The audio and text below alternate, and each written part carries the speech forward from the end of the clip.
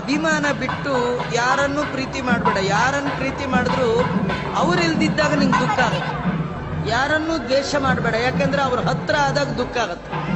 ದ್ವೇಷ ಮಾಡಿದ್ರು ಪ್ರಾಬ್ಲಮ್ ರೀ. ನೀವು ಯಾರನ್ನು ಬೇಡ ಅಂತೀರಿ ಅವರೇ ಬಂದು ಪಕ್ಕ ಒಕ್ಕರ್ಸ್ಕೊತಾರೆ. ನೀವು ಯಾರನ್ನು ಬೇಕು ಅಂತೀರಿ ಅವ್ರು ಹೋಗೇ ಬಿಡ್ತಾರೆ. ನೀವು ಯಾರನ್ನ ಬಹಳ ಹಂಬಲಿಸ್ತಿರ್ತೀರಿ, ಇವ್ರು ನಮ್ಮ ಬ್ಯಾಕ್ ಬೋನ್, ಇವರಿದ್ರೆ ನೋಡ್ಕೋತಿರ್ತಾರೆ, ಇವರೇ ಬಹಳ ಮುಖ್ಯ, ಇವ್ರಿಲ್ದೇ ಇದ್ರೆ ಇರೋದು ಯಾಕಪ್ಪ, ಹೋಗೇ ಬಿಡ್ತಾರೆ. ನಮ್ಗೆ ಯಾರನ್ನ ಕಂಡ್ರೆ ಮೈ ಉರಿದು ಹೋಗುತ್ತೆ, ಅವ್ರು ನಮ್ಮ ಪಕ್ಕದಲ್ಲಿ ಸೈಟ್ ಅಲರ್ಟ್ ಆಗುತ್ತೆ, ಅವ್ರು ಅಲ್ಲೇ ಮನೆ ಕಟ್ಕೊಂಡ್ಬರ್ತಾರೆ. ಏನ್ ಮಾಡ್ತೀರಿ? ಅದಕ್ಕೆ ಕೃಷ್ಣ ಹೇಳ್ತಾನೆ, ಇದೆಲ್ಲ ಇಟ್ಕೊಳ್ಳೇಬೇಡ ನೀನು, ನನ್ನ ಮೇಲೆ ಮನಸ್ಸಿಡು.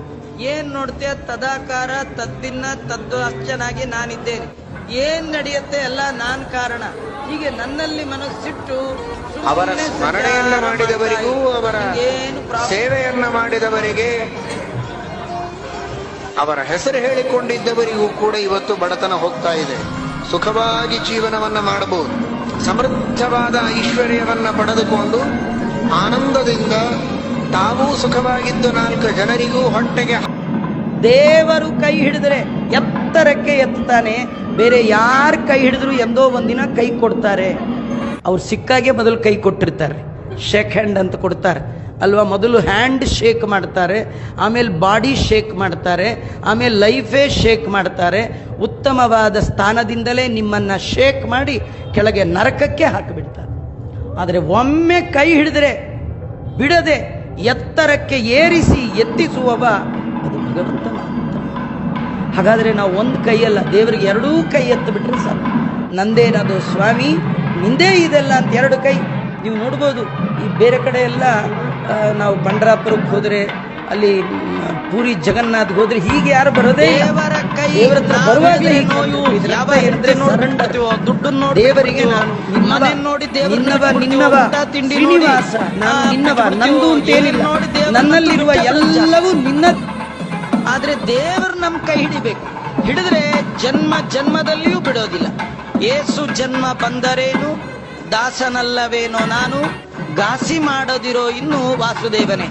ನಾವು ನಮ್ಮ ಜೀವನದಲ್ಲಿ ದೇವರನ್ನ ಹಿಡಿಯುವ ಪ್ರಯತ್ನ ಬೇಡ. ದೇವರು ನಮ್ಮನ್ನ ಹಿಡಿಯಬೇಕಾದ್ರೆ ನಾವು ಹೇಗಿರ್ಬೇಕು ಅದನ್ನು ತಿಳ್ಕೊ. ನೀವು ದೇವರನ್ನ ಹಿಡಿದ್ರೆ ಬಿಡುವ ಸಾಧ್ಯತೆ ಇದೆ. ದೇವರು ನಮ್ಮನ್ನ ಹಿಡಿಬೇಕು, ಅವನು ಹಿಡಿದ್ರೆ ಬಿಡೋದೇ ಇಲ್ಲ.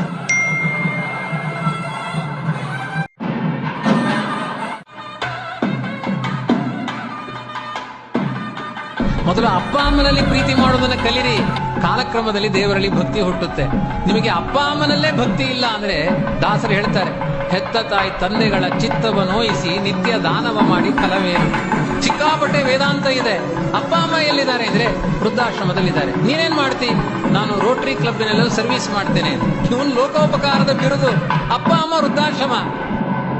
ಎಷ್ಟೇ ಕಷ್ಟ ಬರಲಿ ನನ್ನ ಬದುಕಿನಲ್ಲಿ ಅವನು ನನ್ನನ್ನು ರಕ್ಷಣೆ ಮಾಡ್ತಾನೆ ಎನ್ನುವ ವಿಶ್ವಾಸ, ನಾನು ಅವನಿಗೆ ಸಂಬಂಧಪಟ್ಟವನು ಅನ್ನುವ ಎಚ್ಚರ, ಅವನಲ್ಲಿ ನನ್ನ ಬದುಕಿನ ಸರ್ವಸ್ವವಿಧವಾದ ಸಮರ್ಪಣೆ, ಇದು ನನ್ನ ಬದುಕಿನ. ಮಂತ್ರಾಲಯದ ಪ್ರಭುಗಳನ್ನ ದೇವರು ನಮಗೆ ಅಂತ ಕೊಟ್ಟಿರುವಂತಹ ಒಂದು ವರ. ಗುರುಗಳ ಪಾದವನ್ನ ಯಾರೇ ಭಕ್ತಿಯಿಂದ ಹಿಡ್ಕೊಂಡು ಕಷ್ಟಗಳನ್ನ ಹೇಳ್ಕೊಂಡಾಗ ಅದು ಕೇವಲ ಗುರುಗಳ ಪಾದ ಅಂತ ಅನ್ಸಲ್ಲ, ತಾಯಿಯ ಮಡಿಲು ಅಂತ ಅನ್ಸುತ್ತೆ. ನೊಂದವರ ಕಣ್ಣೀರನ್ನ, ಜೀವನದಲ್ಲಿ ದಾರಿನೇ ಕಾಣಿಸ್ತಾ ಇಲ್ಲ ಅನ್ನೋರನ್ನ ಕೈ ಹಿಡಿದು ಕಾಪಾಡುವಂತಹ ಕಲಿಯುಗದ ಕಾಮಧೇನು ನಮ್ಮ ಗುರು ರಾಘವೇಂದ್ರ ಸ್ವಾಮೀಜಿಗಳು. ಶರಣು ಶರಣು ಗುರು ರಾಘವೇಂದ್ರ ಶರಣು ಶರಣು ಶರಣು.